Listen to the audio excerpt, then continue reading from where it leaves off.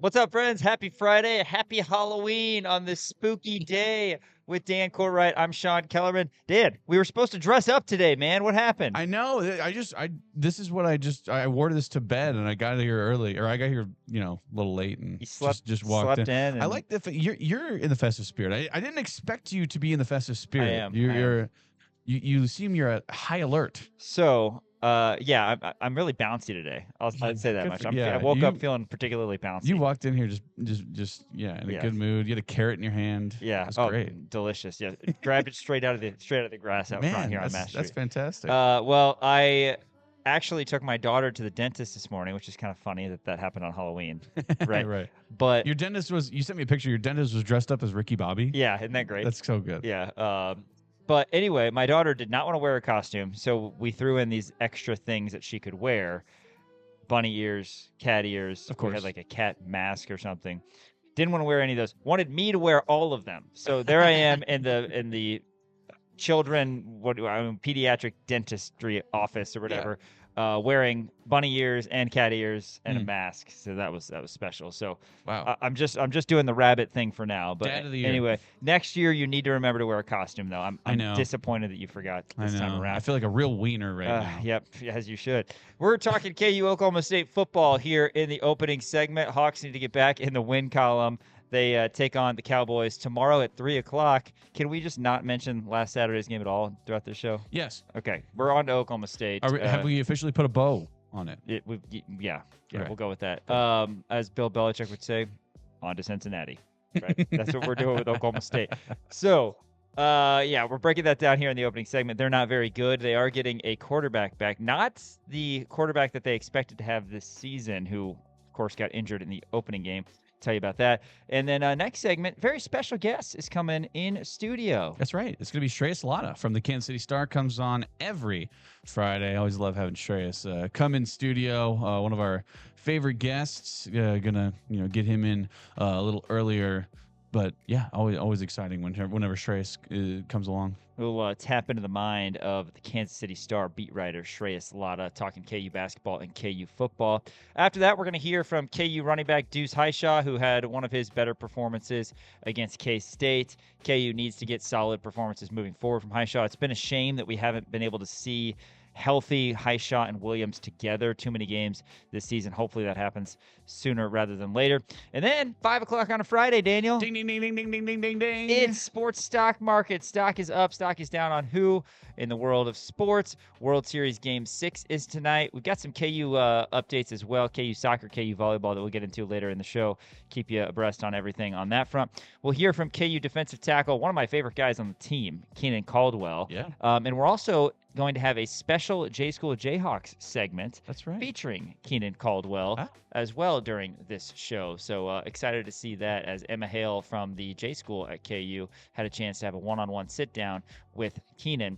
We're going to talk KU volleyball and do some NFL game picks following Dan's college football game picks as well to close out this show on this Friday. All right, Dan, let's get into it. KU Oklahoma State. Oklahoma State this season, dead last in the Big 12. They are 0-5.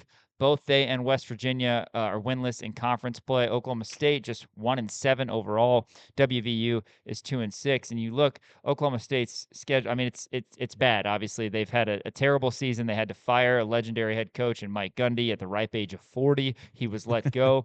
They picked up a win in their opening game against UT Martin, 27-7. Nothing but losses since then. I think it was eye-opening in week 2 when they lost to Oregon. Not the fact they lost to Oregon, but they lost 69-3. Yeah. Then they lost to Tulsa at home for the first time since like 1950 something. 19-12. The Golden Hurricane knocked off the Cowboys. Then they've racked up losses in conference play to Baylor, Houston, and Cincinnati, and Stillwater, with road losses at Arizona and Texas Tech. House Haney was the starting quarterback. Hejny.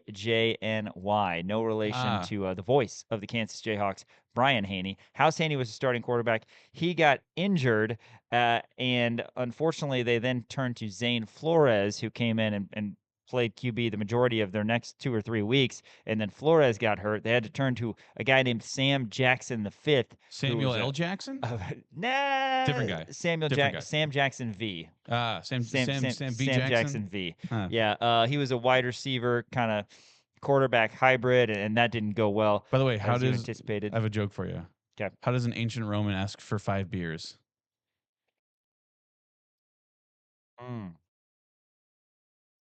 It's a fee. That's good. Thank you. That's good. Like the Richard Nixon. I like it. Anyway, so it's going to supposedly be back to Zane Flores as starting QB. A lot of issues for this Oklahoma State team, Dan, and that's why KU is viewed as a large favorite. Yeah. I mean, look, we're not going to beat around the bush here, right? This Oklahoma State team is bad. They're absolutely horrible. They're dead last in offense and in defense in the Big 12 right now. I mean, you just look across the board in terms of, where Oklahoma sits on the offensive side of the ball. They have 12 touchdowns on the year. That's unbelievable. They've only scored 116 Oklahoma points. State. Oklahoma State, sorry. Yes. 116 points. They're averaging 14.5 points per game on the defensive side of the ball. They're giving up an average of 38.9 points. And the worst per game. passing defense in the league as well. Worst passing defense in the league. Their secondary is atrocious, right? They have a couple of okay players because look, this is something that we've continued to say. This isn't Fresno State or Wagner. These guys actually have Big 12 caliber talent. This is still a talented squad, but just not up to par with the rest of the teams in the Big 12 in terms of coaching, in terms of play style, in terms of, schematics, everything. And it seems to have gotten better under Clint Bowen on the defensive end of the ball. They're giving up 100 less yards on the ground than they were, but it still only gives that still only brings him to like 128th in the nation, right? They were close to dead last in the nation in terms of run defense. So things have gotten a twinge better. Sam Jackson no longer going to be the quarterback, like you said. Zane Flores is potentially going to be coming back. He is their best quarterback that they've had all year. He has 696 yards through the air, 77 for 140 through the year, only a 55% completion rate, no touchdowns, 3 interceptions. I mean, that's your best quarterback that you have. Right. That when you look at that, you go, oh my goodness gracious, what is happening to this team? And again, I get it. I get the fact that they haven't had healthy guys this season, but 14.5 points per game. Yeah. Through 8 games. I mean, again, there's a reason KU is viewed as a favorite. KU's averaging 30.5 points per game. We understand Sam Jackson the fifth, not really an option. Period. He was a wide receiver. Exactly. He was not really an option to put up quarterback points, and they just got blanked against Texas Tech. Maybe the Big 12's best defense, top 2 at least. But every single stat, which we'll give you, you do have to throw out the window, right? Because you got to restart, and KU's got to focus on KU. But the bottom line is, if KU plays like a much better team than Oklahoma State, like they are, then they'll get a win. Yeah. Do you know Banks Bowen has a 2 passes on the year, by the way? Lawrence High legend, Clint Bowen's son, 1 for 2 for -5 yards. But yeah, I do kind of want to dive into this a little bit, right? Because they have an okay running back in Rodney Fields Jr. He has 76 carries for 420 yards, averaging 5.5 yards per carry, which isn't horrible, right? I mean, that's still relatively good. Only 1 touchdown on the year. Trent Howland, he's more of the guy that you give it to kind of in the red zone. He has 2 touchdowns on the year, 41 carries for 166 yards, and Khalib Hicks has 44 carries for 128 yards, 2.9 yards per carry. So they have some guys in the backfield who are able to run the ball, and really that's their only option, especially when Sam Jackson was out there, at quarterback, which again, he was a wide receiver turned quarterback, so they didn't really have a passing attack. So they had to continuously run the ball. And even when they were, ground and pound kind of offense, still wasn't really doing anything. In the receiving room, I think this is going to be a better game because of the fact that they're bringing Zane Flores back. And Zane Flores could potentially be rusty, right?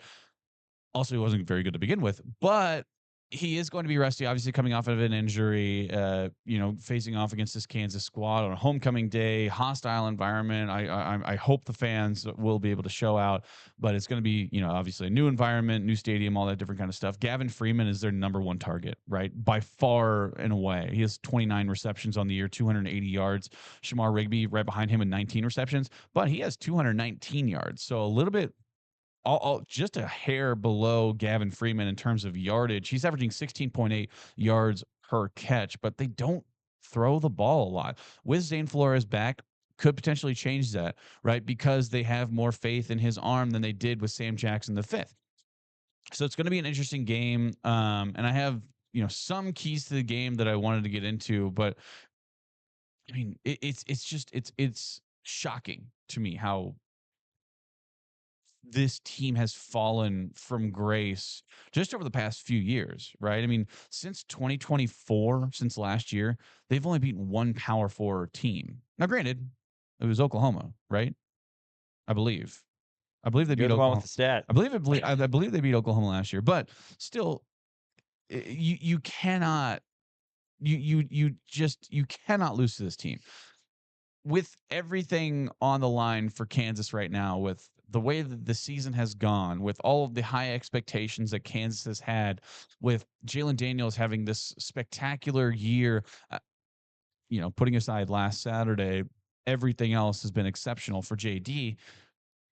You have to win this game, and you have to win it handily. I think that even if you win this game, but you only win it by maybe a touchdown, maybe 10 points, I think people are going to still look at this as oh no, we're in deep, deep trouble, because Oklahoma State, like I said, they're giving up nearly 40 points per game, and they're only averaging 14 and a half points per game. That's you have to blow them out of the water. You have to run away with this. Kansas cannot let their foot off the gas. That's the way that it has to be for a number of reasons. Number one, it gets you back into the good graces of the national spotlight of like, okay, well, they did what they needed to do against Oklahoma State, right? Kansas has not done what they needed to do against a number of different teams this year. So you have to do what you need to do. Also, it's going to gain momentum for the guys. If you go out there and you blow the doors off these guys, it's going to look tremendously better for you, and your guys are going to feel better. You're going to feel like, you're back on the road, and all of a sudden, you're playing Iowa State and you feel confident. Arizona, excuse me. You're playing Arizona and you feel confident going into that game, and you're like, oh man, well, we just kicked the crap out of Oklahoma State. Yeah, it's Oklahoma State, but still, you feel good. It's a get right game. It's basically.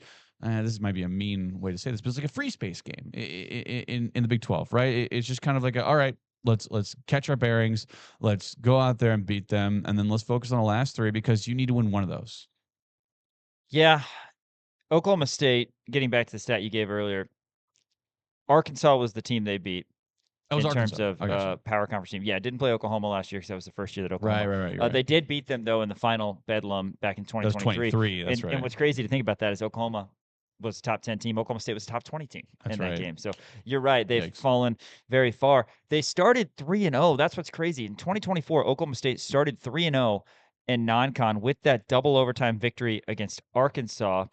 And then they lost all 9 in the Big 12, and now they're 0-5 in the Big 12. So they've lost their last 14 Big 12 games. So we don't need to overly, break this down.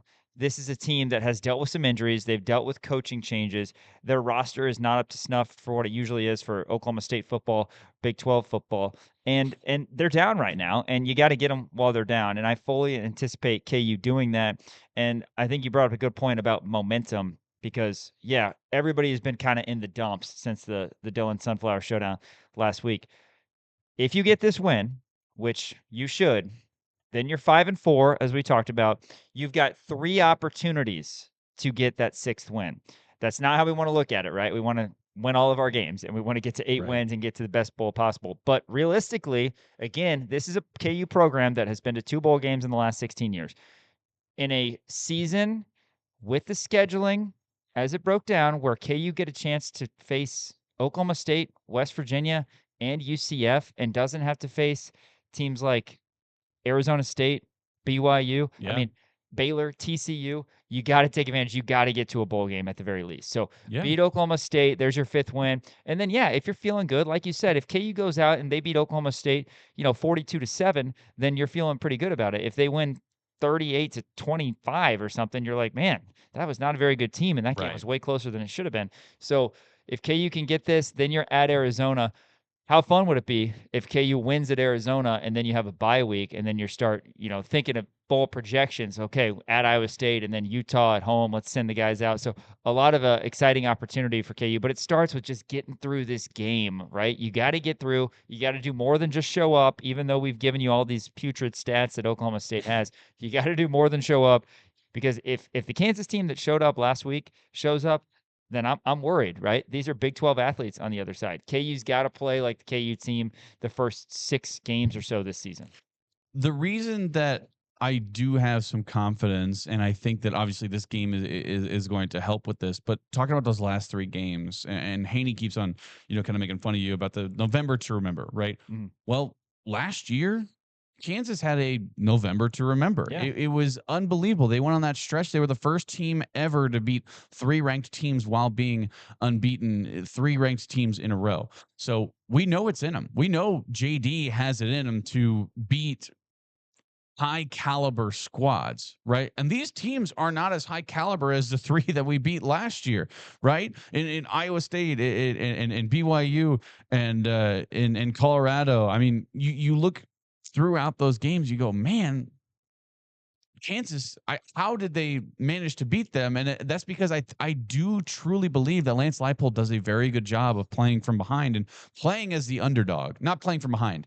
I don't think he does a good job of that, but playing as the underdog. I think that they do a very good job of kind of rallying the troops and being like, look, we can go out there and And we can win this game. And with a guy like JD at the helm, you feel even more confident. That's something that we talked about last year over and over again was it would have been so easy for Kansas to throw in the towel at 2-6, Yeah. especially when you had so many guys who were going to the NFL. Right. I mean, Neal and Cabledew and Brown and Graham and Skinner and all these guys who had NFL aspirations. You're 2-6.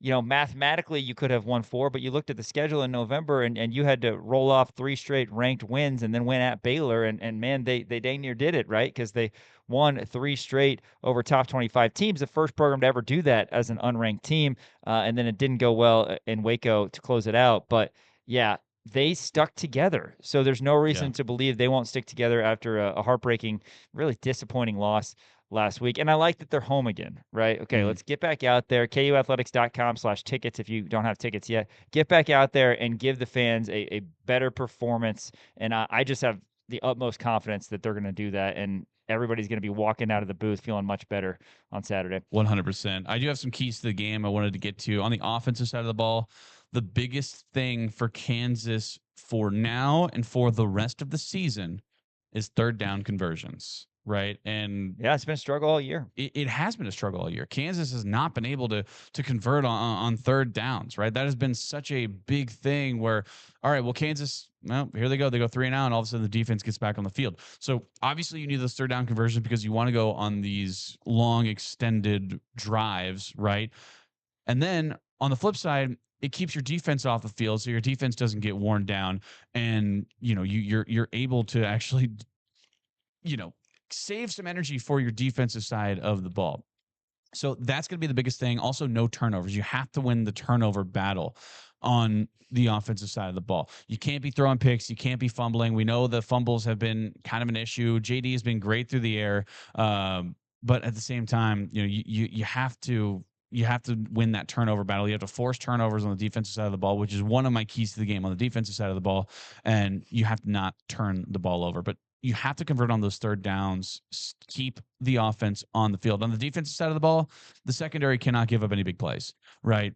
You do not want to give them an inkling of hope, because if you do that, this is the team that's absolutely primed to rally behind their interim head coach and their defensive coordinator. And if you're doing these chunk plays if you're giving up these chunk plays like this, you absolutely cannot do that. Shreyas Laddha is here. He's taking pictures of me right now. I know. I keep on forgetting I'm wearing a hot dog costume. But that's going to be the biggest point of emphasis is the secondary cannot give those chunk plays, right? Make them do it on the ground, which they like to do. You have to stop the run as well, but you can't give up those chunk plays. So offense needs to convert on third downs. Defense, you can't give up chunk plays. And also on the offense side, you have to do it through the air because JD did not look good last week. How did you give all those keys and not bring up at all the fact that the defense needs to not give up chunk plays? They can't give up chunk plays. Why didn't you say that? I did. You didn't say chunk plays once. Maybe 50 times. KU, Oklahoma State. Yeah, I mean, turnovers obviously are a big one. We're going to talk about that no matter what sport it is. But if KU turns the ball over, loses that battle, that's how you can lose to a bad team, right? So that's important. But yeah, defense, offense, everybody's looking for a better performance than happened on Saturday. 3:00 tomorrow at the booth. Crimson and Blue Show will start on Sports Radio 810 WHB at 1:30. Shreyas Laddha from the Kansas City Star in studio after this. Thanks for watching KansasNation.com. This is Daniel Hishaw, and you're watching KansasNation.com. Welcome back into Rock Chalk Sports here on KansasNation.com. Sean Kellerman, Dan Courtwright. Pleased now to bring on Shreyas Laddha from the Kansas City Star. Shreyas actually is not dressed up, which is a bummer, but he's got very important business to do. Appreciate you coming on as usual, Shreyas. Hey, let's start with KU football. We're breaking down Oklahoma State. Obviously, no matter where you look, they're bad. But first, got to go back to what you said last week. We all felt, and you vocalized this, that it was a must-win for Kansas against K-State. Certainly, the opportunity to get a bowl game is still out there, and that's a must-happen as well. But where are you at right now with where KU football is, given the fact that it was such a disappointing performance last week? I'm at the fact that we should be focused on Darrison Peterson and basketball season. That's where I'm at. No, but the reality of the situation was, what a disappointing game, right? Like, it's one thing to lose. It's another thing to get embarrassed, and they got embarrassed. And I thought it was going to be a competitive game. Like, I didn't know who was going to win. I thought Kansas was going to win that game. But I really didn't think they'd go out, have a lead, and then never lead the rest of the way. And I think as a program, you have to ask yourself, like, when are they going to win these games? When are they going to beat a rival? When are they going to be in the top end of the conference outside of a fluke year by Jason Bean? Like, that was a great year, but they haven't replicated that year. And obviously, Jalen Daniels had his worst game of the season. Landslide pulled, just the whole team looked discombobulated. Like, they said they were out of sync. To me, you had 2 weeks to prepare with a bye week. How do you look like you looked against K-State? Right now, where I'm at with this team is that you have to win 3 out of 4 to end this season. I feel like you have to, for not just the sake of trying to get the season back on track, but also for the sake of, like, you have invested $300 million in this stadium and you want people to pack the booth. Well, give them something to come watch that is good. Like, you have to win these games. Like, you have to beat Oklahoma State, a bad Oklahoma State team. You have got to probably win Arizona. You've got to be competitive in Utah, and you've got to beat Iowa State on the road. I think where the program is right now, it just makes me feel like if you can't win or make it look competitive against K-State with Jalen Daniels looking the way he's looked this season, obviously he had a horrible game against K-State, but that withstanding, then when will Kansas break the streak? Like, I genuinely don't know at this point.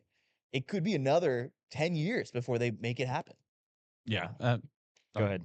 I was going to say, but looking at that Kansas State team, and you said the word embarrassing, and I think that's probably the right word to describe it, just in terms of where the streak is, right? 17 years in a row. That's obviously not good whatsoever. What's the biggest thing that Kansas needs to work on, right? Because we've seen some inconsistencies all year, but we've also seen the defense play really well against West Virginia, second half against UCF, and then all of a sudden the defense was horrible against Kansas State, second half against Cincinnati.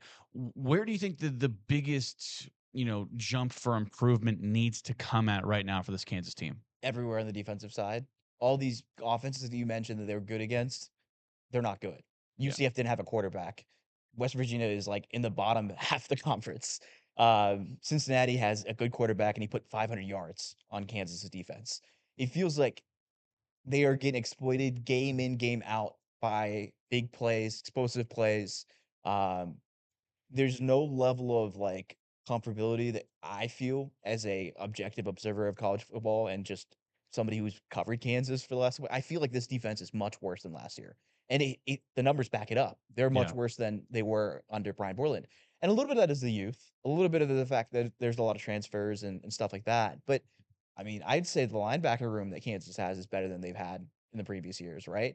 And I'd say the defensive line is not bad. Maybe it's not quite as good as previous years, and they're not getting a quarterback to the level. But I don't know, man. It just feels like what the issue is, and they talk about what the issue is every week about, like, oh, like, we need to prevent this from this quarterback.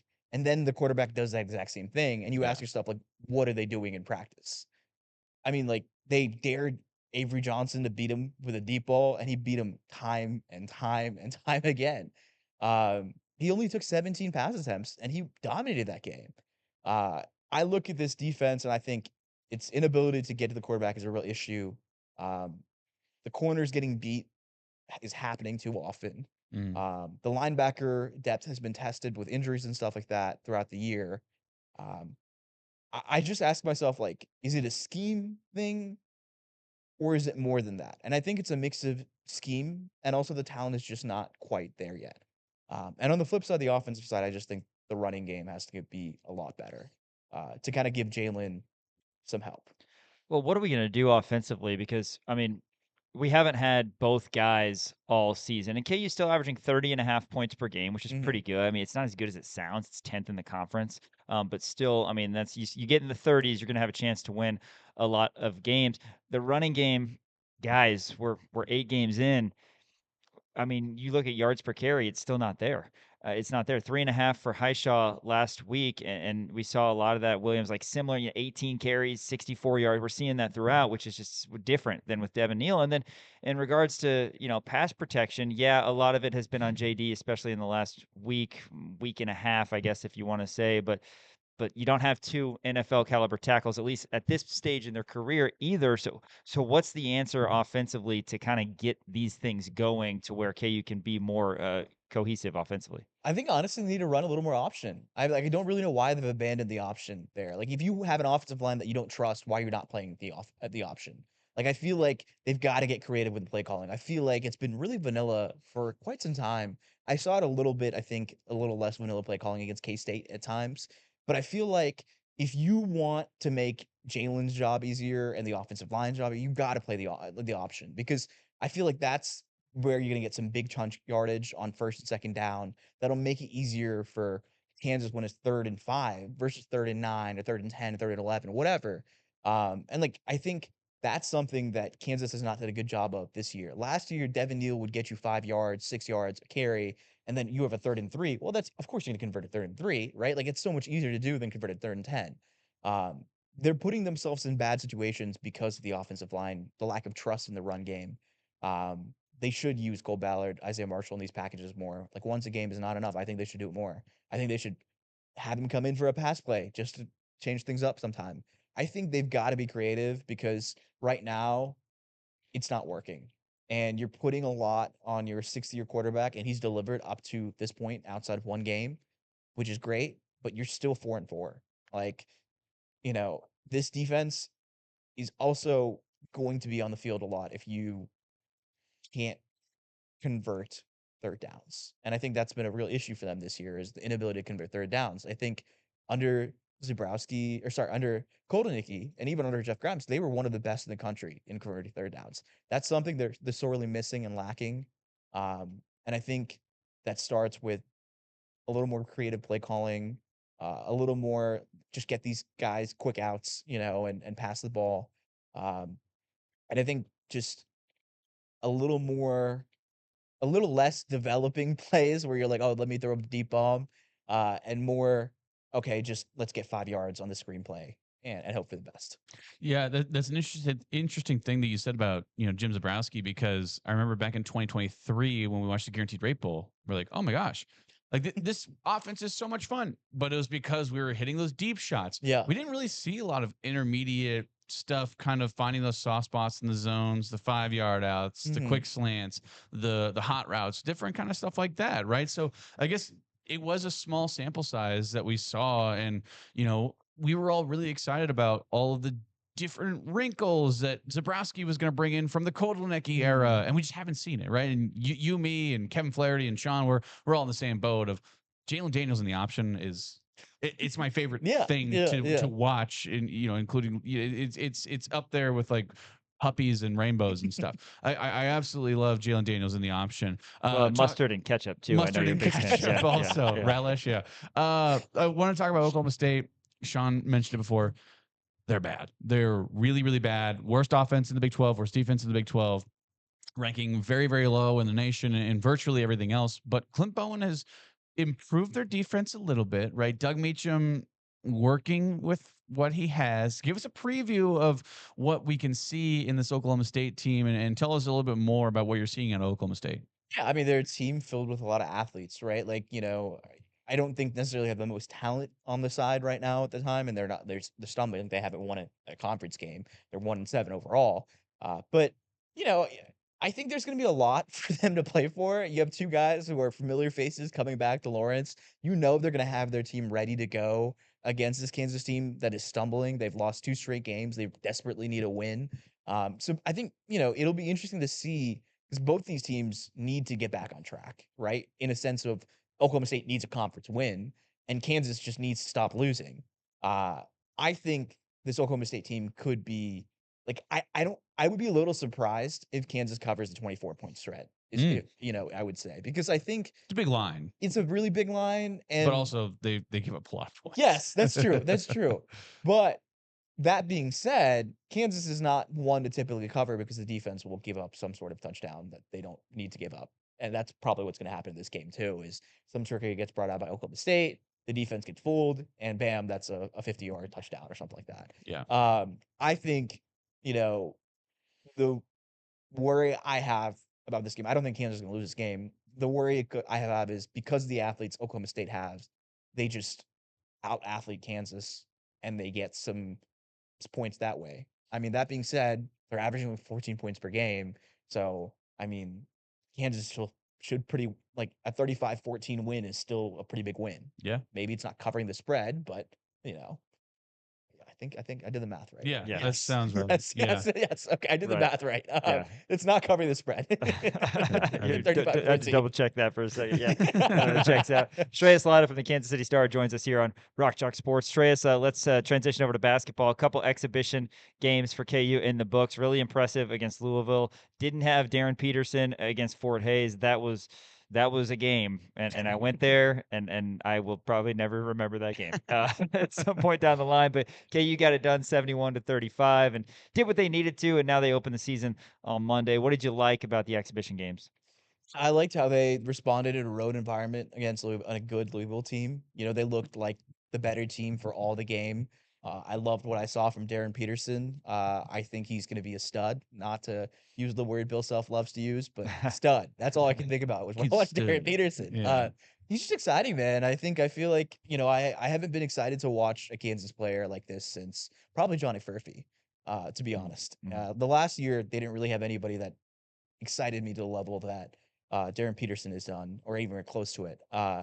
I think I like what I've seen from Bryson Taylor. Bill Self's talked about him being a bona fide NBA guy, and I see it. I see the NBA skill set. I see his ability to demand minutes with the way he plays. And the craziest part is this guy hasn't played basketball in like 15 months. Like he hasn't played a real game in so long.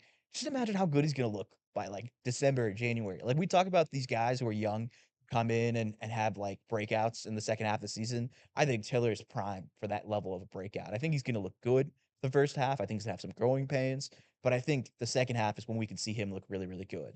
I'm still concerned about the shooting. I will be concerned about the shooting. I think nobody can shoot on this team right now outside of Darren Peterson. I think Cole Rosario will figure it out. He was up there late, taking shots up with a manager. I saw him, like I was leaving at 10-15, 10-20. He was still taking shots up. That's awesome. I think he really wants it. And I think work ethic will never be a question with this kid. But there's some level of pressing and nerves I think we saw in the exhibition. He's like 1 of 8 between the 2 exhibition games. But I'm not super worried about him in his shooting. I think he'll figure it out. My question mark is, like, how good is Jaden Dawson? Like, he took 1 shot. We barely got to see him play. And Bill said he wants Cole and Jaden to carry their shooting. Well, if they're not shooting well, then who is the shooter on this team outside of Darren Peterson? And I think that's going to be a concern. But I like their athleticism. I like their defense. I think they have a lot of different guys they can mix and match with, which is exciting. Yeah, absolutely. And Sean is on record saying that he's not going to remember where he was for the Melvin Council Legacy game, right? 16 points against Fort Hays State. But I'm glad you brought that up because that was going to be my next question. It was abundantly clear Darren Peterson was not out there, right? I think when you have a guy of that caliber playing at the level that he is, even taking him away against a D2, you still look a little flat, right? And Kansas needs to find some second option or just some other consistent scoring outside of DP. We saw Melvin Council step up. We've seen Bryson Tiller be able to step up. Where do you A, think it needs to come from, and B, think that it will come from, presumably in the Green Bay game and then the North Carolina game coming up in Chapel Hill? Well, yeah, I think it needs to come from Trey White, right? And Cole Rosario giving him a little bit. I don't think he's gonna be a second option or third option, Cole, but I think he should be. There should be games where he is the second leading scorer if he is as expected as a shooter.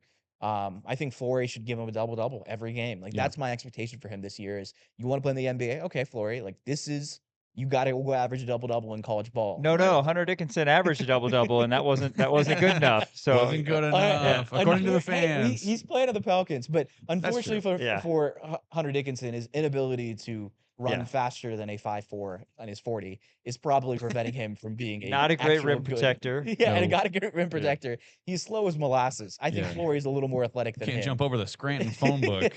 Yeah. I think, I thought it was really interesting. I wrote about this today, actually, in my mailbag. Everyone's like, somebody asked me, like, what is Flory, like, how do you balance the stuff that Flory needs to do to be a good Kansas basketball player with his aspirations of an NBA draft pick, like being able to create low post offense and this and that. And Flory gave me this really interesting quote. He was like, somebody recently told me that I need to be great at the things that I'm good at. And he's like, that means I got to be a good rim protector. I got to get, block guys. I got to rebound well. I got to set good screens. I got to finish down low. And I think those things will be the things that will carry me to the next level, which is basically kind of paraphrase what he said. And I thought it was really interesting because, like, I think there's like this urge to like say, oh, this guy needs to shoot jump shots. This guy needs to do this. He needs to create offense in the low post. But if he can rim protect, if he can rebound well, if he can be a rim runner, there is a role for him in the league next year. I don't think it might be as big as a role that, he might aspire for, but if the goal is just make it to the NBA, he will get drafted. Like, it might not be the first round, but he will get drafted in the second round. Yeah. And there's been plenty of archetypes of guys who are rim runners who have had long careers. Robert Williams with the Celtics was really good for a couple years there. That's right. Flory could be that. I mean, they're both 6'8" guys, who can defend the heck out of the ball, rebound well. Like, that's super important. I think for me, what I want to see Flory is like in those scoring droughts, when KU's gonna have scoring droughts, can he create any offense in the low post? And if he can do that, then you can trust him in moments when Darren Peterson is not on the floor. In moments where KU needs a bucket, can you get Flory to do something that either gives him an advantage to get an easy bucket or draws a defense where he can quickly pass it out to shooter? And I think that development will help this Kansas team a lot in the growth of how good they'll look, but also his development of wanting to be an NBA player. Because if you excel at those things, well, he's going to get more opportunities to play low post offense if he can show that he can score in the low post. Yeah, well said. Shreyas Laddha, Kansas City Star, joining us. It's so interesting, isn't it? Because with Hunter Dickinson, that was one thing that supposedly he could do, right, is he could score on the block and draw fouls, but he didn't do a great job at drawing fouls. Mm-hmm. Flory, we haven't really seen it in the exhibition, but to your point, if Peterson's out, then where does the offense come from? We're not really sure because it might look at times like it did last year in general, Yeah. where you thought AJ Storr was going to be the guy at the end of the clock to go score. You feel better having that with Peterson this year, but if Peterson's not out there for one reason or another, how are you going to get your points? Well, ideally it's Flory, posting up, getting to the free throw line, making some free throws. That would be great. And then somebody else as well. So just a lot of factors, and the team looks totally different, but you've got to feel so much better, I would think, or at least I would think you're seeing it as we do in terms of depth. In the front court, it's not Dickinson and Parker Brown. I mean, you've got Tiller, you've got Paul and Bia, and then certainly, we need shooting on the perimeter, but it seems like a team's going to be higher than 19th in the country by the season's end. Yeah, I think so too. I think they're a good team that's going to have some growing pains early just because they're young and they have a lot of guys they have to mesh together. But I think this is the second weekend team. and they have the potential to be better than that, depending on if things go the way they should go, or Kansas fans hope the way they should go.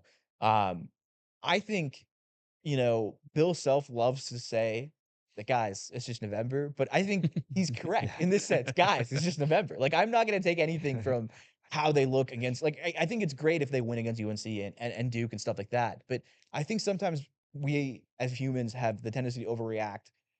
Like, people freaked out when last year's team beat Duke, but the reality of this thing is you play that game 10 times. I think Duke probably wins that game probably 7 times. And if you play that game 10 times and it's Duke in January, they probably win it 9 out of 10 times. Cooper Flagg could not score on KJ Adams in the first half. They came back. Yeah. He figured it out. He looked a lot better in the second half. And that was just one game. Imagine if they had played it in January. It's the same thing I feel with Kansas basketball. It's like Dan Peterson's going to have probably a stinker or two in there, but he's going to learn from that. He's going to come back and get better. And that's what I expect from a lot of these young guys on this Kansas team is there's going to be some growing pains. There's going to be some games where they look absolutely horrible or they can't shoot the ball or whatever. But when conference plays in the thick of things, the things that they've had to go through in non-con will help them in conference play. Did DP make a mistake by hitting 6 threes in his first half in front of KU fans? Because now KU fans are just going to be expecting that moving forward. Yeah, he only made 5. Yeah, I know. It's interesting because he's not like the 3-point shooter isn't exactly what makes him the great prospect that he is, but he obviously can do it. So that was good to see. Shreyas, as always, appreciate your time, man. We'll catch up soon, and hopefully we have at least a win or two to talk about next week. Absolutely. Thanks for having me, guys. All right, you got it. That's Shreyas Laddha joining us here on KansasNation.com. Coming up after this, we're going to hear from KU running back Daniel Hishaw. You're watching KansasNation.com. I'm Justice Finkley. You're watching KansasNation.com. Rock chalk. Daniel Hishaw, one of the greatest runs we've seen this season when he plunged in a touchdown from 3 yards out last Saturday. Let's hear Deuce talking to the media earlier this week. A lot of tackles. Just what were you feeling going into that game? Just confidence, and I think every game I'm getting more and more confidence. Just feeling like myself more, and just realizing a lot more things I need to do better and fixing those things, and just keep myself confident, even level, just having fun out there, really. It looks like you're running maybe a little more explosive, a little faster even. Are you feeling that way? Yeah, and just keep working on my health. I think that's just the big thing, is making sure I keep my weight down. Like, I'm still dropping weight now, and so just dropping the weight and just staying healthy and everything, that's really just been helping me. And just good mindset, too. How tough was it to have another injury disrupt your season, and how did you kind of work through that? I mean, it's very tough. That's something I did not want to happen this year at all, and never, actually. But it was tough. But my teammates was always there with me, and just my running backs there with me, and just seeing them run hard and, not settling down in practice and everything. I think that just really motivated me to when I wanted to come back. So it was tough, but it was better than any other time. I think Coach Leipold said you've gotten better at managing your emotions associated with going through hard things like that. Yeah. What's gone into that for you?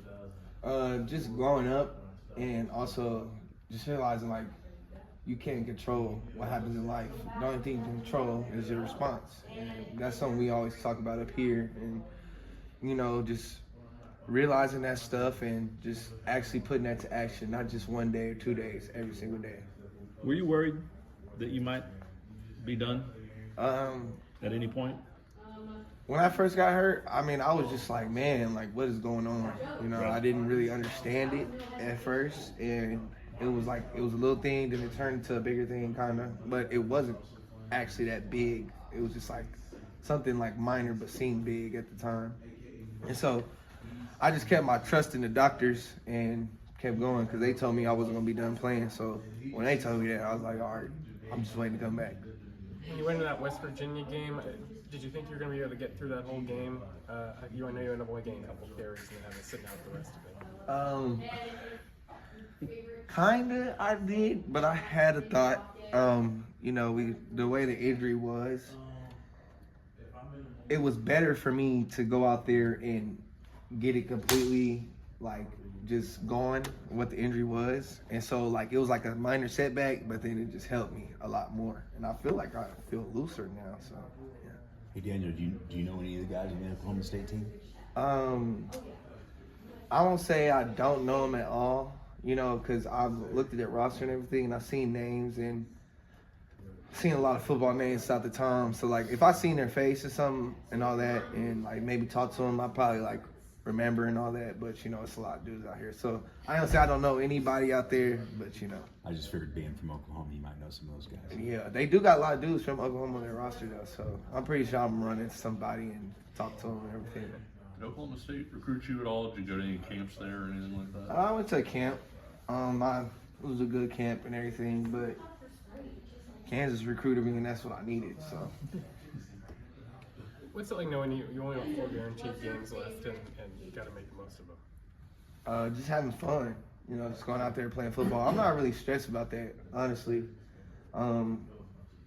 Like just playing football. That's really the thing about it. When you're stressing about playing football, you're gonna do too much, and you're not gonna make the right reads and all that. So when you're just playing football, having fun, everything take care of itself.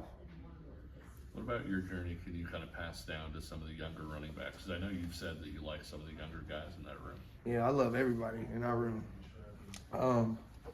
Just to pass down to them, just make sure you keep your head up, stay forward, and it's going to be setbacks. We running backs, you know, every time. Somebody's going to get hurt in a year. It's never not been a year where I didn't know a running back didn't get some type of injury, whether it's season ending or half a season, a few games. Keep your head up, man, and just make sure you're with your teammates. What have you seen from Hishaw over the course of this year so far? I think one of the biggest things is like he's just really bringing in like a lot of his character out and becoming real open and just being a cool guy. Like LaShawn's really cool. It's cool to be around and all that, and just seeing his confidence more on the field, just getting better. Even though he might have some setback from the last game, whatever, but I see it in practice and everything else every day. Hey, Daniel, what's Jalen like after a rough game like that and how trying to bounce back? What do you see from him? Leadership, good leadership.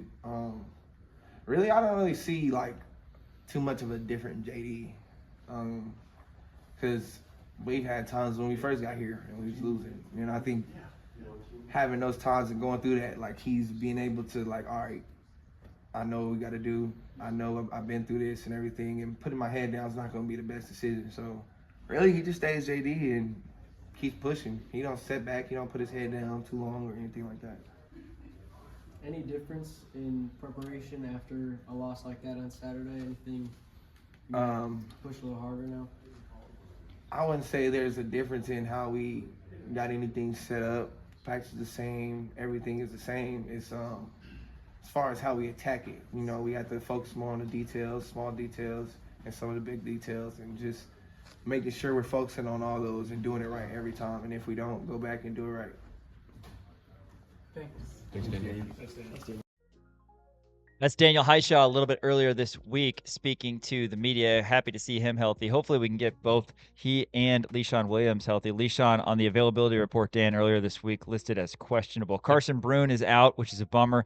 Excited about his future at tight end for KU, but want to see kind of a little bit of, I don't know what the word is, but just good vibes in the running game, because you can, at least how I envision it, give it to Hishaw, give it to Williams, give it to. We just haven't seen that a lot. Right. And look, that's the thing that does concern me a touch, is that the biggest improvement for Oklahoma State since the coaching change has been their run defense, right? But I still think that this is primed to be a huge game for Daniel Hishaw. I think we're finally going to see him, break that 100 yards and break for, a big run, something that we haven't seen before, right? Because Daniel Hishaw is a little bit different of a runner than Devin Neal. Devin Neal was a little bit more shifty. He could get around guys and trick guys and juke them out. Daniel Hishaw, if he sees a guy in front of him, he's just going to put his shoulder down and try to run through their face. Yeah. So he's not exactly primed as a skill set to be able to go on those long runs, but if he were to do so, it'd be like a beast quake kind of run where he's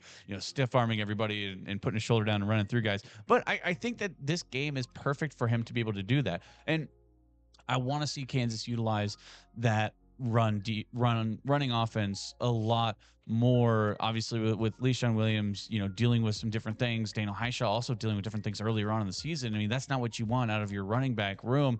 So they need to be able to establish a run. But I think more importantly, their secondary is horrible. So I think Kansas is going to have a field day through the air, right? I don't think they're going to need the run game as much. They have the worst secondary in the Big 12, maybe even in the nation in terms of Power 4.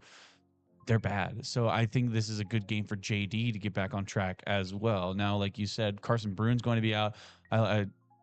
With the tight end room, we kind of, almost bragged about how much depth we have in that tight end room with all the oars at the beginning. And, you go down the list and there's guys who can really make an impact. Well, we're testing that depth right now. Bowden Gruen has done a fantastic job so far. And, you have guys like Jaden Ham and Leighton Cure still who are able to make an impact. But you're testing that depth right now. And hopefully Leighton Cure and maybe even Jaden Ham could potentially make an impact, at least in the blocking game, to kind of establish that run, like you were saying. KU needs something good to happen early in this one to feel good about getting back on the right foot. Obviously, something good happened at the beginning against K-State, and then nothing good happened from there. But yeah, KU should have success no matter what they do offensively. It would be fun to see the option. It would be fun to see Cole Ballard, Isaiah Marshall out there, a couple different packages as well. And most importantly, maybe for the run game, salt this one away when you have an opportunity to do that. Pick up those big second, third downs that you need to. KU Oklahoma State Saturday at 3. We're going to hear from Keenan Caldwell a little bit later in the show. Plus, Keenan Caldwell had a sit down with a J-School student, Emma Hale. We'll have that for you as well. But after this, Sports Stock Market here Ding, ding, ding, ding, ding, ding, ding. on KansasNation.com. I'm Justice Finkley. You're watching KansasNation.com. Rock Chalk.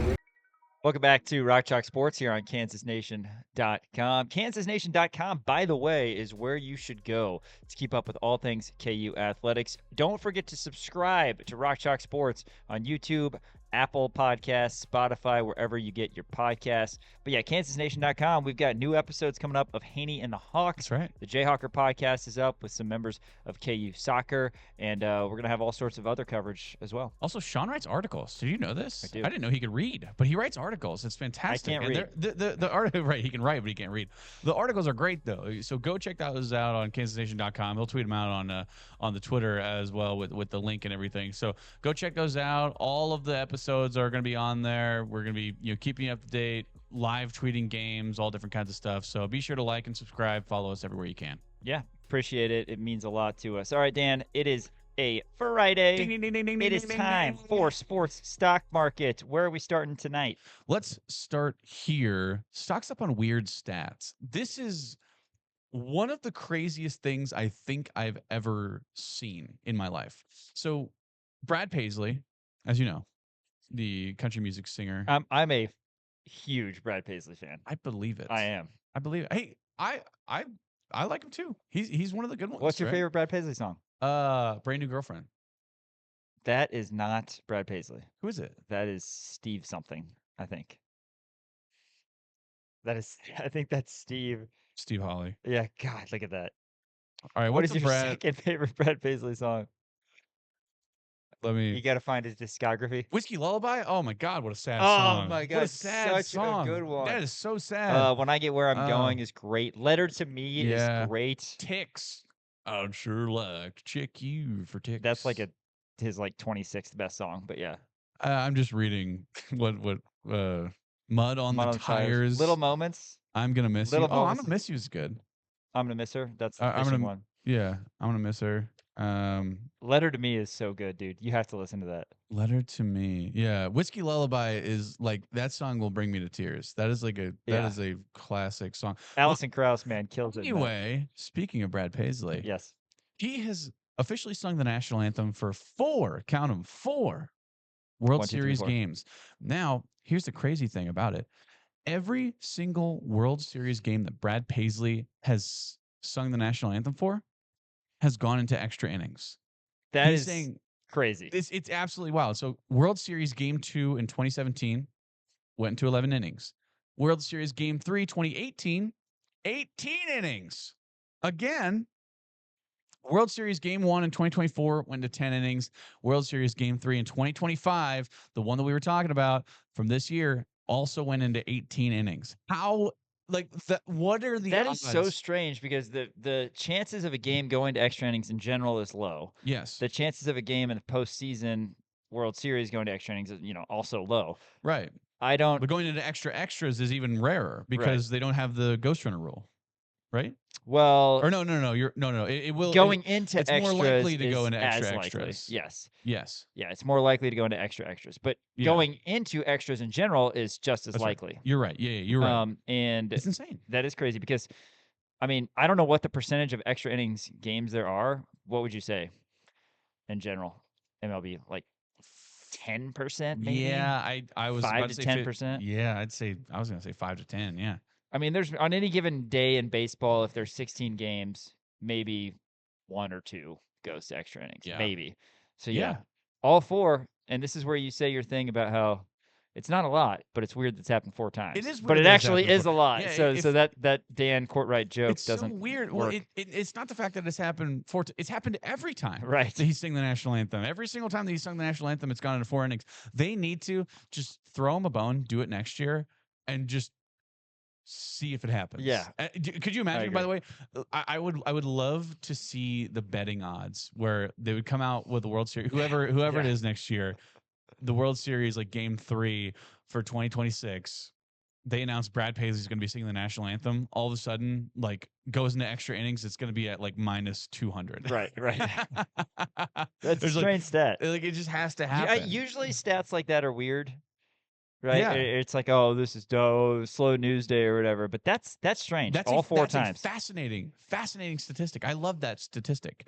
Case of the Mondays for bootleg items. This is This is great. This is from we have a visual of this. Snyder's Windbreaker. We do have a visual of this. So Snyder's Windbreaker, he's a K-State fan. He's a K-State burner. I don't like the guy, but I will give him credit because this is absolutely hilarious. He tweeted, I said, my buddy's uncle got absolutely bamboozled.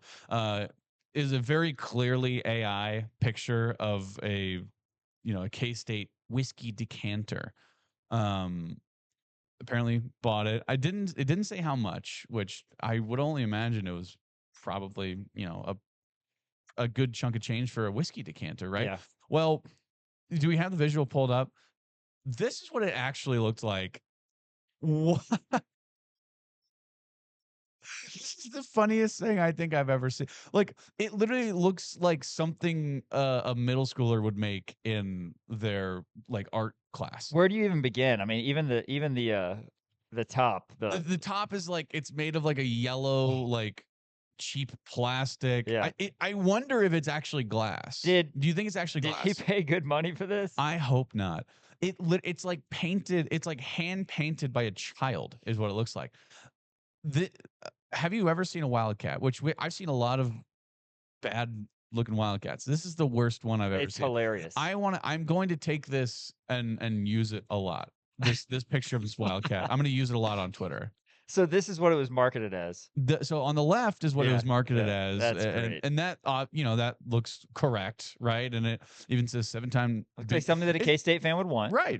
It says 7-time Big 12 conference champion on the bottom. The one that came didn't even have that. It just has like a plaque that's like glued on with a glue stick that just says Kansas State Wildcats. And I can't believe that the fake one is real. It's so fun. It's like so much worse than you would ever imagine. It's so much worse than you would ever would imagine. It is one of the funnier things I've ever seen. I would really like to know how much money. I would how too. much money he spent. Look up K-State whiskey decanter. Yeah. On Google. It's so funny. K-State whiskey decanter. I bet you. I'm not going to be able to find it because it's probably some like weird website like Temu or something.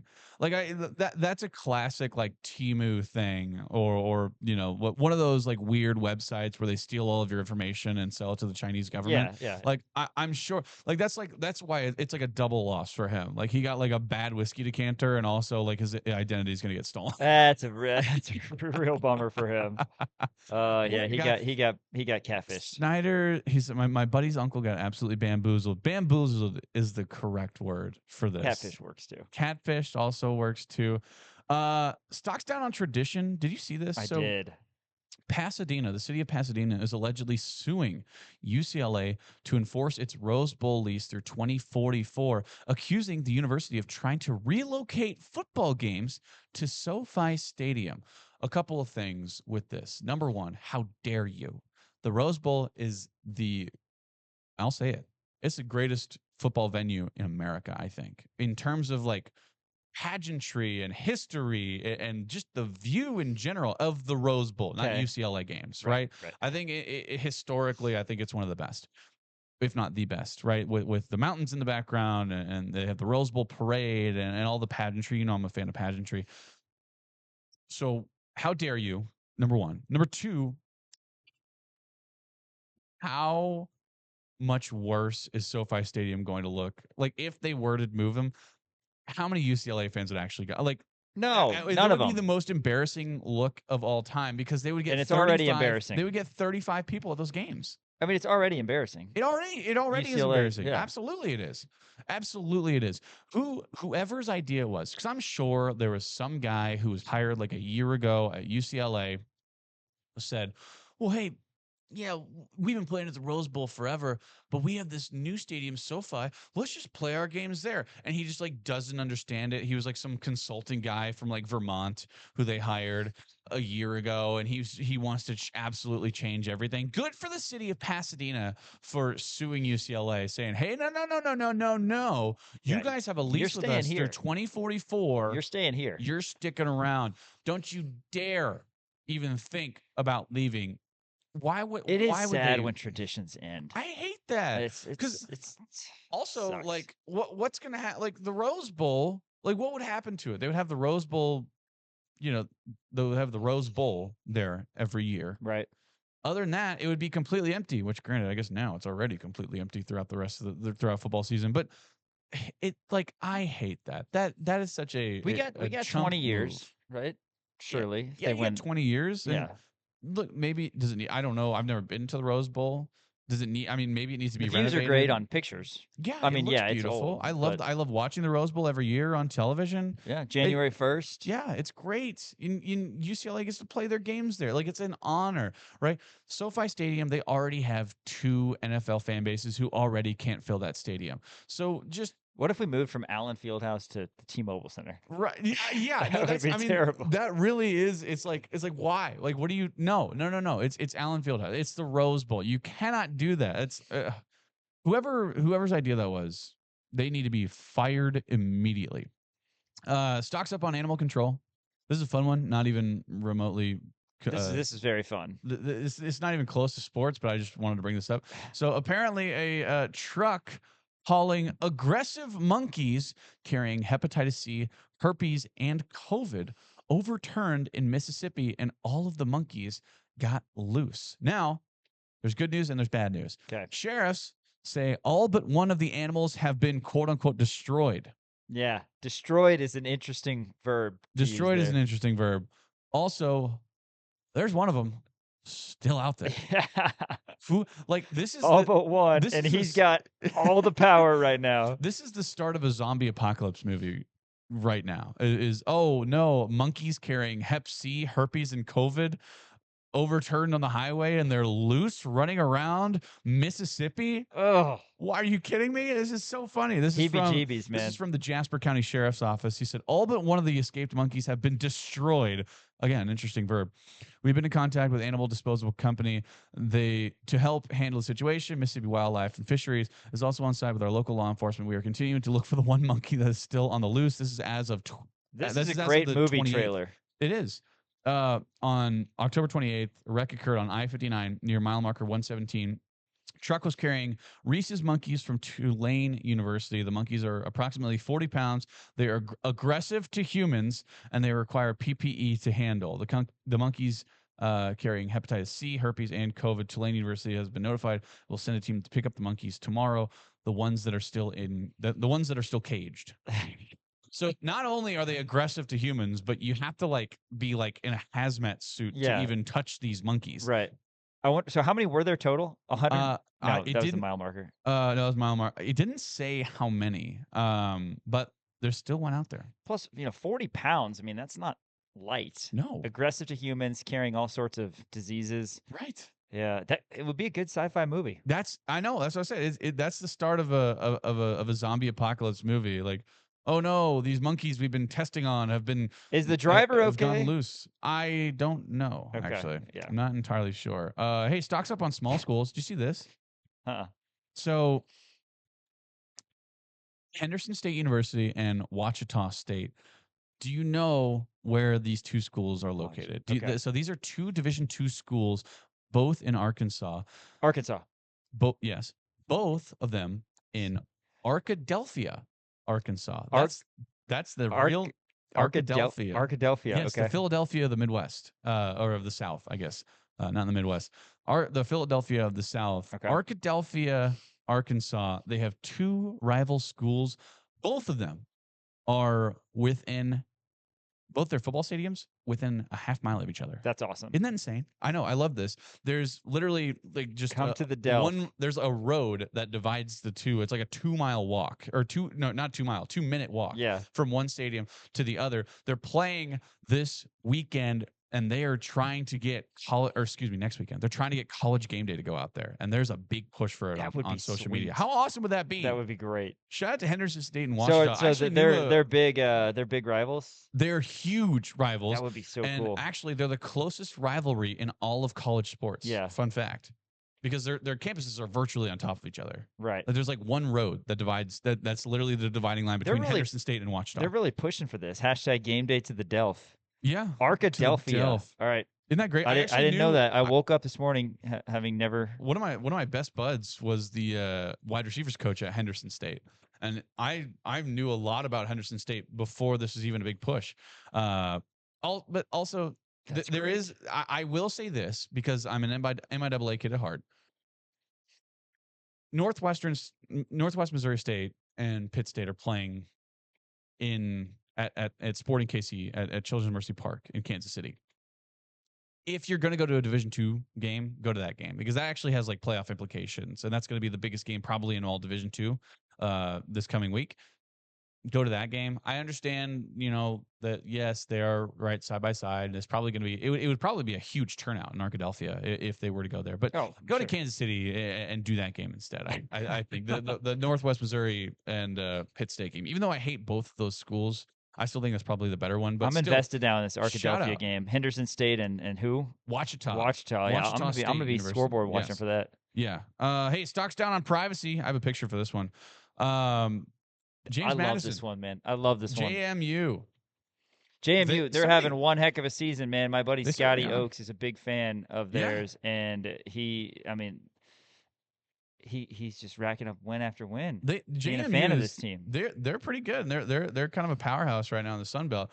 They have one of the craziest bathrooms I've ever seen in my life. We do have that picture up right now. It's a JMU bathroom, I think. Oh man, this sucks because this is the best. I'll show. I mean, it's the best seat in the house, is what it is. How about this? I'll do this. Yeah. I don't know if you can see this on my camera or not. It's the best seat in the house. It is the best seat in the house. But it needs to be rotated. It does need to be rotated because you can't really watch the game while you're. It's unbelievable.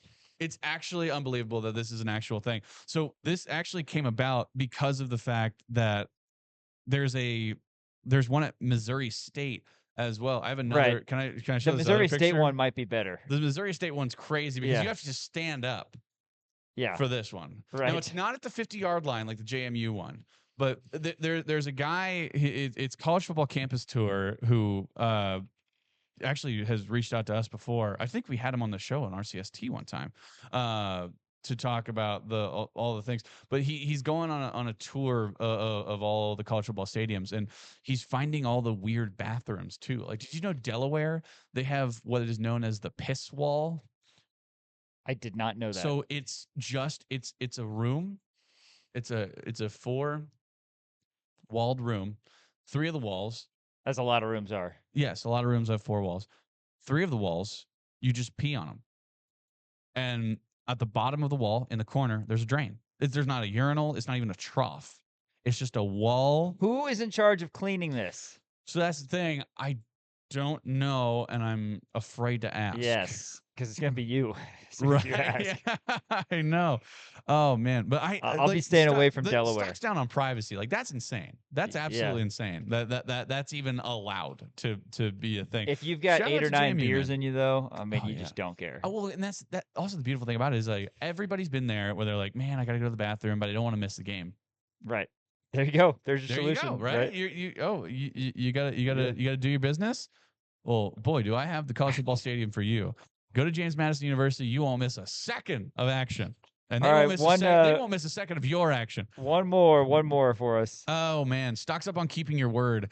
So Andrew Filipino, he is on the radio for 93.7 The Fan in Pittsburgh, Pennsylvania. This man, back in, let's see, when was this initial tweet posted? It was October 16th. He said, "There is no way the Steelers lose tonight. In fact, I'll get my nipples pierced with no numbing agents if they lose to the Bungles." Going the extra mile by saying no happening. numbing agents. No See, numbing At least agents. if he didn't do that, at least you had kind of a fail safe Right. to get you through it. Yeah, exactly. But he said there's no way that the Pittsburgh Steelers lose to the Bengals. This is on October 16th. Well, the Pittsburgh Steelers lost. Yeah. And this man, Andrew Filipino of 93.7 The Fan in Pittsburgh, kept to his word. He got his nipples pierced. So you're telling me that we're going to need to go to ridiculous heights Yes. to build up Rock Chalk Sports. Such as this. So this is something I've told you this, I think, off air. This is something that was thrown around in a fantasy football league of mine as a punishment, and That's too far. That's too far. It was thrown around for about a week, and then we finally nipped it in the bud, and we're like, all right, well, let's do like a hot wing challenge or something, and everybody was like, whew, yeah, thank God. But shout out to this guy, man, keeping his word, and we have a picture of the final product of the final product, if you will. The dude got both of them. He got both of them done. Shout out to this guy. Now, is that because he brought this onto himself, right? This wasn't a dare. Nobody told him, hey, if the Steelers lose, you're gonna get your nipples pierced. Is this like a weird thing that he's just always wanted to do? It's the real question. Reminiscent of the Florida State fan last year. Yes, who said he was going to eat dog poop. Said he was going to eat dog poop if they lost, and then not only did they lose, they ended up being the worst team in Power 5. Correct. Power 4 last year, and he didn't end up eating the dog poop. No, he didn't. So this guy's keeping his word. That's what I think is whenever you do something like that, like Bill Snyder, there was a K-State fan who did some unspeakable things. I guess I don't know if we could talk about it on the radio, but he kept his word, and K-State wound up being okay last year, right? So you have to keep your word if you ever do something like this. Just don't do something like this. I think that'd be the thing. See, that's the thing. I don't think I'll. Don't wear the bunny ears. I'm telling you. Right? Yeah. Exactly. Like if I ever do something, it'll be very incredibly low stakes, right? Yeah. Which, by the way, I thought of another fantasy football punishment because, like, I actually think good fantasy football punishments are good for two reasons: A, they're funny, and B, it incentivizes people to be better and continue to look and continue to get better at fantasy football. It keeps people invested. Yeah. I thought of an idea of whoever loses has to run a half marathon. Oh yeah. Or at least so not run, but finish a half marathon, and it'll just take up like 12 hours of your day. Right. I think that'd be hilarious. That would be good. Again, running a marathon is something you're never going to do. The number one thing I will never do. I will never do it because Right. if I ever am in a fantasy football league where that's the punishment, I will not lose. I will make sure of it, and if I do lose, I will quit before. That's like the old Office quote. Correct. Andy Bernard does not lose. He quits before they get tough. Yeah. He either wins them or he quits because they're unfair. Shout out to Mr. Filipino, man. Good for him. Shout out to Kept you. his word. After this, Keenan Caldwell, we're going to hear from. He spoke to the media, plus a special sit-down as well with a J-School student, Emma Hale. It's all about Keenan Caldwell. Next All about Keenan Caldwell. Going to have some college football game picks courtesy of Dan Courtwright Stocks as up well on Keenan Caldwell. on Rock Chalk Sports. Coming up next on KansasNation.com. Hey, this is Cole Ballard, and you're watching KansasNation.com. Going to hear from Keenan Caldwell, KU's defensive tackle, one of the best personalities on this team. He had a sit-down with Emma Hale from the J-School, but first, let's talk football with Keenan Caldwell with members of the media earlier this week. How would you assess how the season's gone for you overall to this point? For me, it's going pretty well statistically. I've been working every day just to perfect my craft and do my job. But it's going pretty well for me statistically. Obviously, we had a couple back-to-back losses, but we're going to bounce back and continue to elevate. So like being in a room where you guys all have your own distinct skill sets, and it seems like they're finding ways to put a bunch of you on the field at once. It's cool, man. We been with you guys for a long time and working together, just putting off each other's craft, and we know our strengths and weaknesses, and just do our job. Heading into the season, that D-tackle room was really looked at as the kind of the veteran group of guys. How much pride do you take in kind of being the oldest guys, the most experienced guys in that room? We take a lot of pride in that. This is me, Gage, and Tommy, and DJ last year, so we take a lot of pride in that. And we said at the beginning of the year, like, we're gonna be the engine of this defense. We're gonna set the tone for this defense, and that's our mission. With it being your last year, you only got 4 guaranteed games left. How much of a sense of urgency does that instill in you guys heading into these last few? Yeah, it still a lot of urgency. It's like 4 games left, guaranteed. And it's like, I told the boys today, I only got 4 left, and I just want to make it fun and just win out with y'all, because it'll be nothing special. It'll be nothing better than that. It'll be very special. Keenan, what do you see from Oklahoma State, their offense? They got a nice offense. They like to move the ball, run the ball a lot. They use multiple quarterbacks, but like, we just gonna stick to the game plan, stop the run, and then make them one-dimensional and go forward from there. Have you guys talked about how their starting quarterback has been hurt, but he's expected to return? Have you guys talked about what he does differently? Yes, they use one who's a better passer, and they have another quarterback who's very athletic. So we just game plan for both, and they pretty good quarterbacks, so we'll just be ready for both of them. We know you're recruited here to play the nose tackle spot, and then you changed to play more of the 4-man front. Now you're back playing a lot of nose. Mm-hmm. What's that been like, getting back to some of the stuff you did years ago, and you've obviously had some success with it too?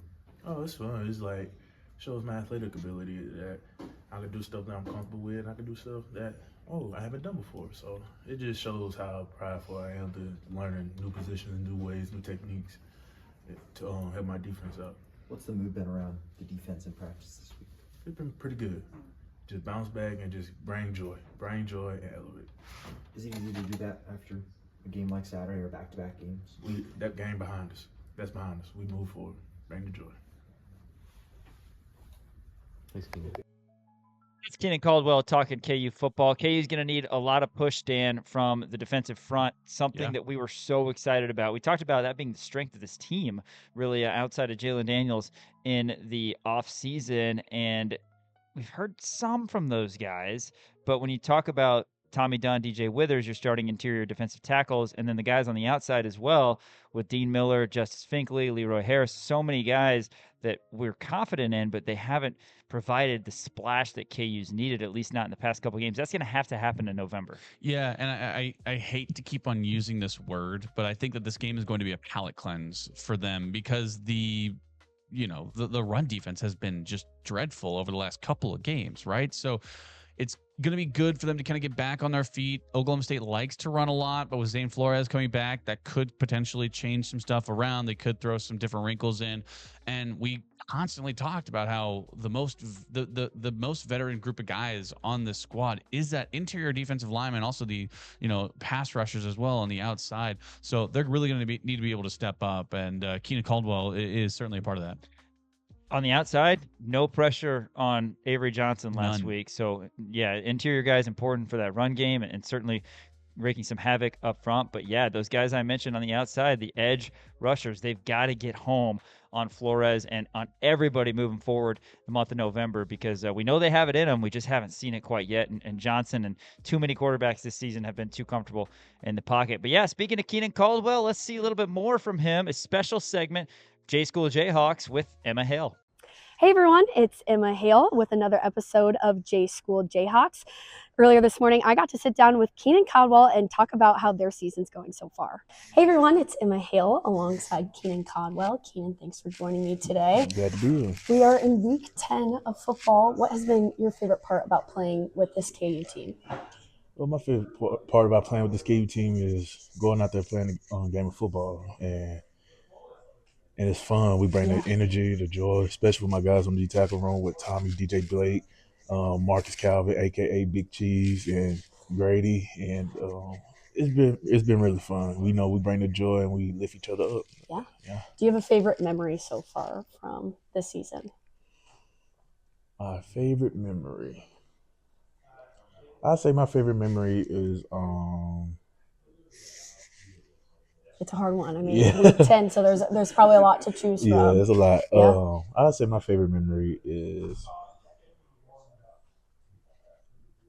it's obviously my first game, making plays and then finding out I'm defensive player of the week for my team, and having TFS. I'm like, and the energy, but most personally, the fumble recovery Fresno State, week 0. Yeah. I'd say that's. That's a good way to start off the season, right? Yeah.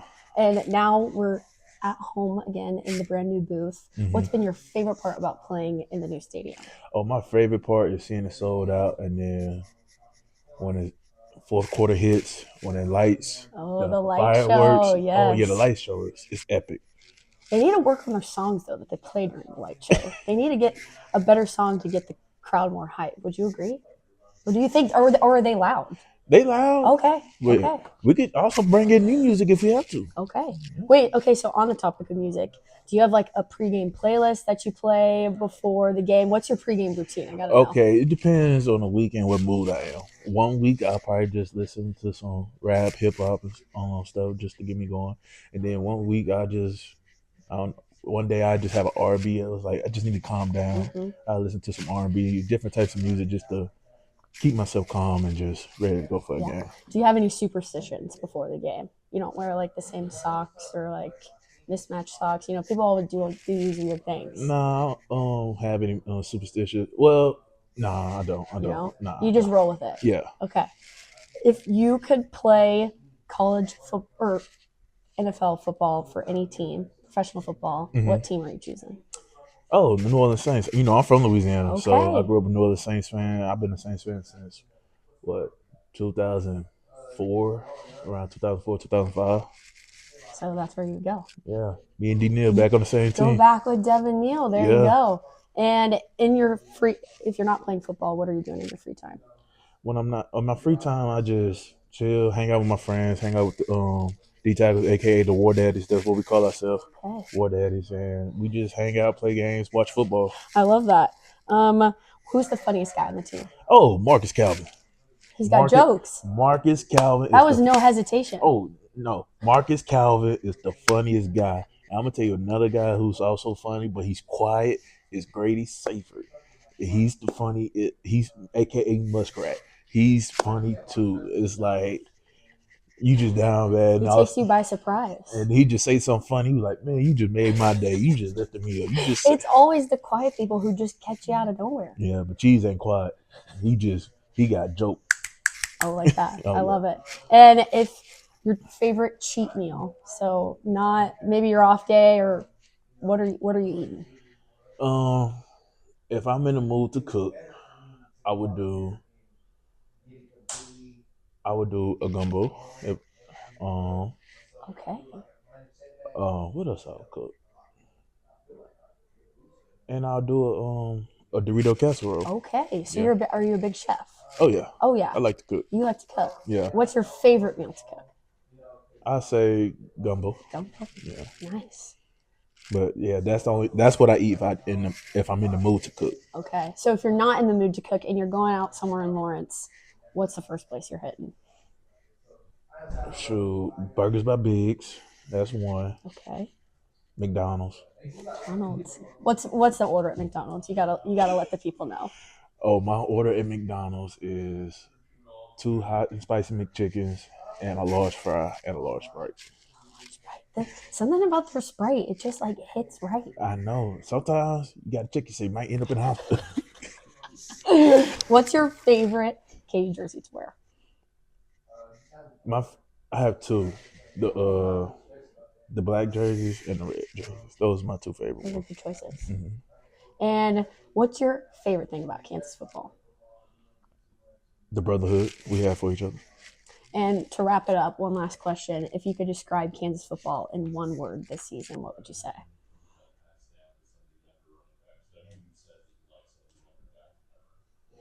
One word I could describe KU football. Electric. I love that. Yeah. That was my conversation with Keenan Caldwell. Stay tuned for more one-on-one interviews with your Kansas football team right here on J-School Jayhawks.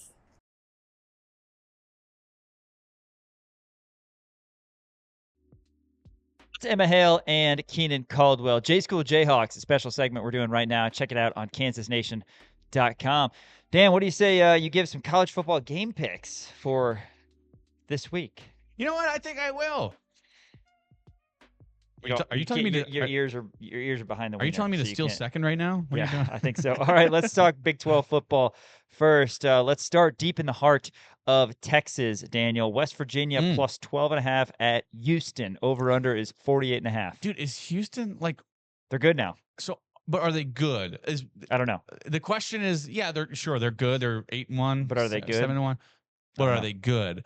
That's the big question. No way they only have one West loss. Virginia is terrible, though, by the way. Give me the under in this game. I really don't want to touch this line because it's minus 12.5 for Houston. I do like the under at 48.5. I don't think it's going to be a very high-scoring game. They are actually 7-1. I didn't realize I know. That's what I'm saying. They're 7-1 right now. They're ranked number 22 in the nation. Connor Wegman got essentially booed out of Texas A&M, found his way over to Houston, and then he's good. I don't know. I don't know if they're good or not. 7-1. You are where your record says you are, right? They're good, I guess. Arizona State plus 8.5 at Iowa State. I'm pretty sure Sam Levitt is out, and that's why the line is what it is. Yeah, I believe. Yeah, Sam he's Levitt out for is the going to be out. rest of the year. Yes, man, that's as of a little bit earlier today. Levitt season-ending surgery, so that's a bummer. So ASU getting 8.5. Over/under is 49.5 in Ames. I mean, it's in Ames. It's hard to beat against It's hard to bet against the Cyclones right now. They've had kind of a weird up and down year, right? They started off a top 15 team in the nation, and now they're unranked. I still like Iowa State in this game. I think Rocco Becht is still a very good quarterback. I like Iowa State minus 8.5. Give me the over 49.5. I think Iowa State is going to score a lot of points, and I think Arizona State can still score points. What do you make of this line? UCF plus 3 at Baylor. Over under 59.5. It'd be easy to say it's a trap, right? I mean, I'm going to do it though. I like obviously Baylor minus 3, right? I'm gonna take it. Like there's no way. UCF is not a good team. Baylor is really good. Sawyer Robertson, I mean, we haven't seen anything that he's not going to be playing, right? It's in Waco. He'll be there. It's in Waco. I mean, I have to take it. I have to take Baylor at minus 3. I absolutely have to. Over under in this game, by the way, 59.5. That's a high number, and it's pretty solid. Baylor can score over it. I mean, you like to do this for NFL games is the highest one in NFL. Yeah, in NFL, the highest one I like going over and lowest the one you like going under. But that never. I mean, there's no sometimes. Rhyme or reason for that. Yeah. I mean, something's telling me to hit this under just because it's so high. I'm gonna hit the under, but I am gonna hit Baylor minus 3. We're just gonna see how this one plays out. Number 13, Texas Tech minus 7.5 in the Little Apple. Over under 51.5. Yeah, I think K-State has a lot of momentum, obviously coming off of Kansas. But again, rivalry games can take a lot out of you. I don't think they're ready for Texas Tech, man. Give me Texas Tech minus 7.5. I think Texas Tech is gonna win this game by 2 or more touchdowns. Arizona is minus 4 at Colorado. Over under 52.5. Colorado coming off that putrid performance against the Utes. Yeah, Colorado's bad. They're very bad. I think is Deion, now he's in a lot for Colorado. Is he on the hot seat? I think it's starting to warm. I don't know if they'll fire him, but it's starting to warm a little bit. Give me Arizona in this game. I know Fita goes for 3 touchdowns. How about this line? Cincinnati ranked number 17 in the country, plus 10.5 at number 24 Utah. Over under is 55.5. So it's at Utah. Utah's coming off of a gigantic win over Colorado. Brendan Sorsby's a dog. Cincinnati money line. Plus 330. Cincinnati money line. All right, 10.5-point dogs are the Bearcats. And, the over-under in that one, again, is 55.5. All right, last one in the Big 12. It's KU game. 24.5 is the line. KU favored over Oklahoma State. 54.5 is the over-under. I like the Dan Courtwright special. Jayhawks win. Jayhawks cover.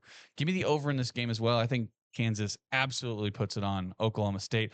But I think Kansas's defense, to Shreyas' point, I think Kansas's defense gives up a few touchdowns that they absolutely shouldn't. So Oklahoma State could potentially get 20, 21 points in this game. Kansas gets 45. Let's highlight a few of the games in the top 25. Number 9, Vanderbilt. Man, they have won back-to-back nice games at home. They're on the road against number 20, Texas. Texas is a 3-point favorite, over under 56.5. I like Vandy in this game, man. I like Vandy money line. Now it's 3 points. Is that big enough to take the points or no? No, I'm not going to do it. So, yes. Plus 140. Yes. No. Plus 140. Money line. Any Vandy point is goes big down enough. to Austin. Any point is big enough to take the point. Vandy goes down to Austin, shocks the world. Diego Pavia over 2 touchdowns, and then Arch Manning interception. Pavia for Heisman. Is that going to happen? Penn State plus 19.5 at Ohio State, over under 45.5. Penn State's a dumpster fire. Give me Ohio State. Ohio State's a wagon, man. They are an absolute wagon. They're so good. Number 10, Miami minus 10.5 at SMU. SMU's been talking a lot of trash lately, and I don't love that. I like Miami in this game. I think they're going to put SMU back in their place. Give me Miami minus 10.5. Number 5, Georgia in the swamp to battle Florida. Florida's got a new coach. They're plus 7 at home, over under 50.5. Yeah, I mean, it's going to be in the swamp, so that's going to be a tough game. Rivalry games always get weird. I think I like Florida in this game to cover just because it's at home. I don't think they win. I think it's going to be close. Win by a field goal. Georgia will. Number 2, Indiana. They have been crazy good this year as well. They're giving 21 at Maryland, over under 50.5. I think Indiana goes in there, beats Maryland by 35 points, and then there is a new number 1 team in the nation because the AP has to give it to them. I doubt that. Ohio State's going to run a train through Penn State, and they'll stay at number 1. Number 21, Michigan minus 21, hosting Purdue, over under 48.5. Yeah, Purdue's not good. I believe that they have the worst record against Power 4 schools in the last 2 years.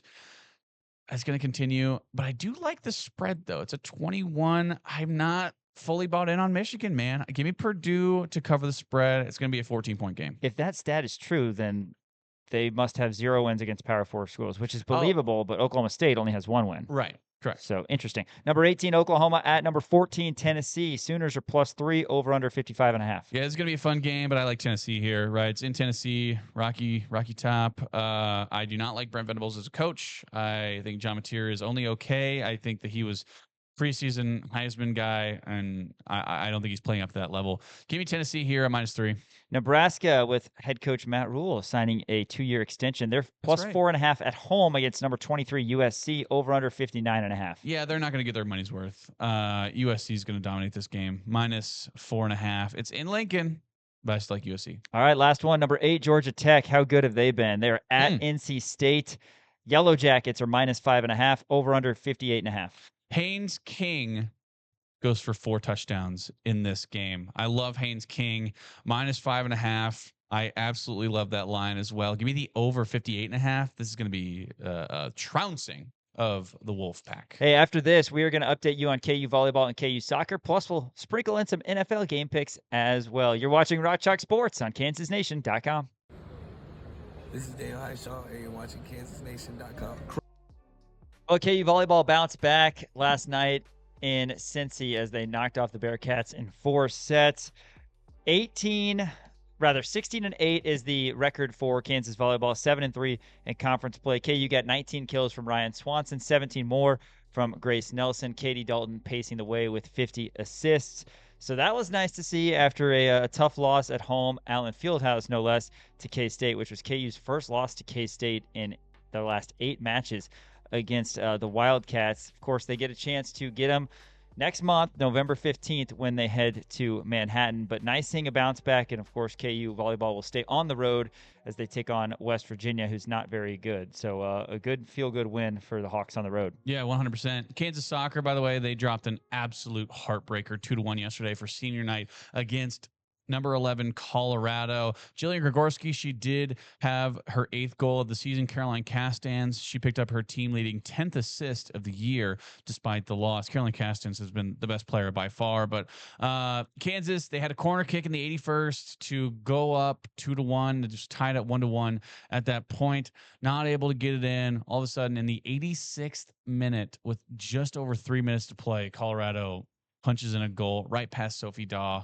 Very unfortunate, heartbreaking loss right at the end of the game. But hey, look, there's still some games to be played. They're still going to be, in the Big 12 tournament, which is going to be down in Arlington this year.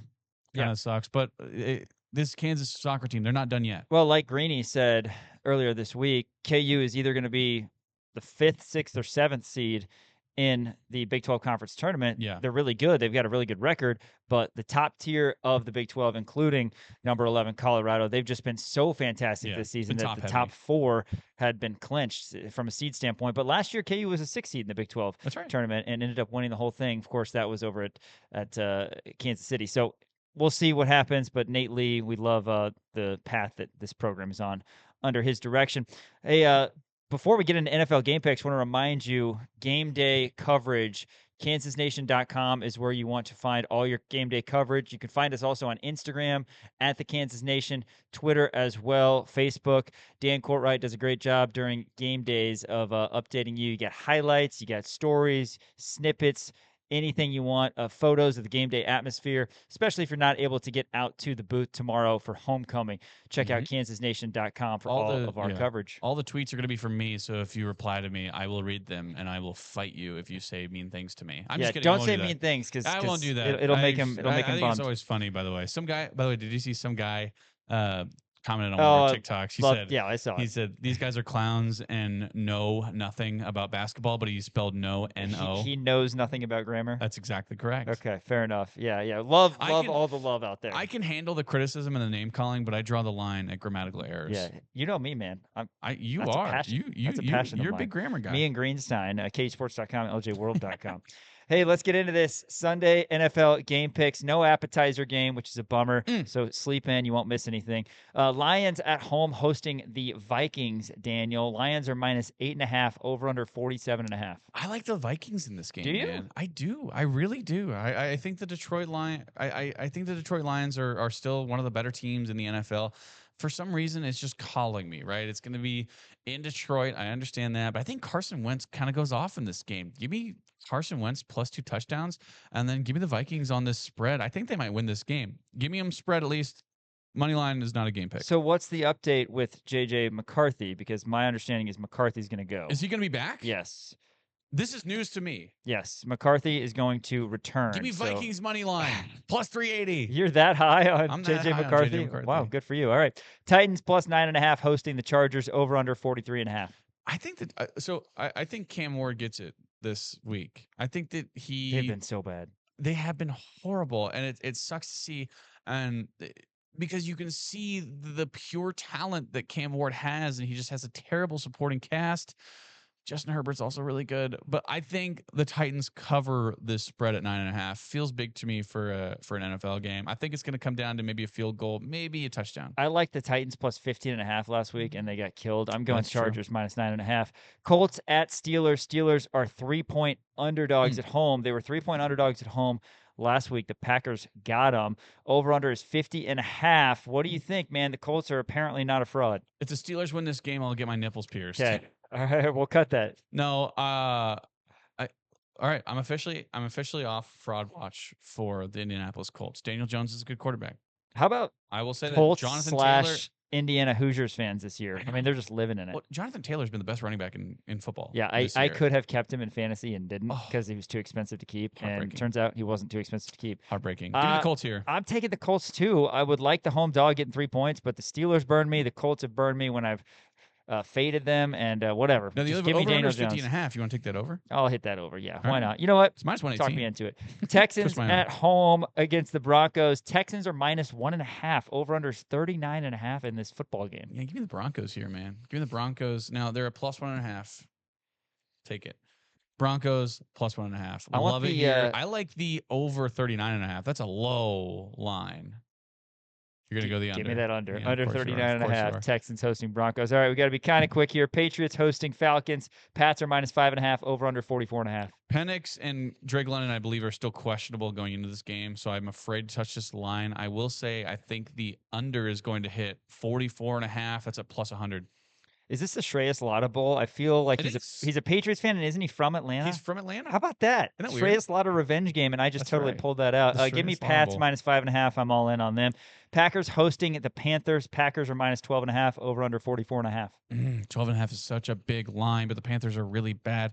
You know what? Give me the Panthers +12.5. I think Bryce Young has been looking kind of okay this year. Packers are back -12.5. Giants hosting the Niners. Giants are +2.5. Over under 48.5. Yeah, Came's got to be, by the way, tough. Yeah. Give me the Giants in this game. I think the Giants pulled this one out. +124 money line. I like it. All right, we got 5 seconds for each of these remaining games. Bengals +2.5 hosting the Bears. Over under 41.5. Bears, Caleb Williams, good. Yeah, I'm taking the Bears -2.5 as well. Rams hosting the Saints. Rams are -14. Over under 43.5. What's my motto? You want the Saints +14? No, I don't. All right. Raiders hosting the Jags. Raiders are +2.5. Over under 44.5. Oh, I love the Jags on this line. Give me the Jags. Oh, if the line was at 10.5, I'd take it. I'm taking the Jags, even though I don't like Trevor Lawrence. How about the football team? Sunday Night Football +3 against the Seahawks. Over under 48.5. Commanders, give me the football team. Jaden Daniels should be back. I'll take the +3, no doubt about it. Chiefs, Bills. Chiefs are -1.5 in Western New York. Over under 52.5. You're gonna hate this. Give me the Bills money line because they always beat the Chiefs in the regular season. You're not even taking the +1.5. Chiefs money line over 52.5. For Elijah Schmidt running the operations and Dan Courtwright, I'm Sean Kellerman saying we'll catch you on Monday for Rock Chalk Sports. Be locked in to KansasNation.com all weekend. Thanks for watching KansasNation.com.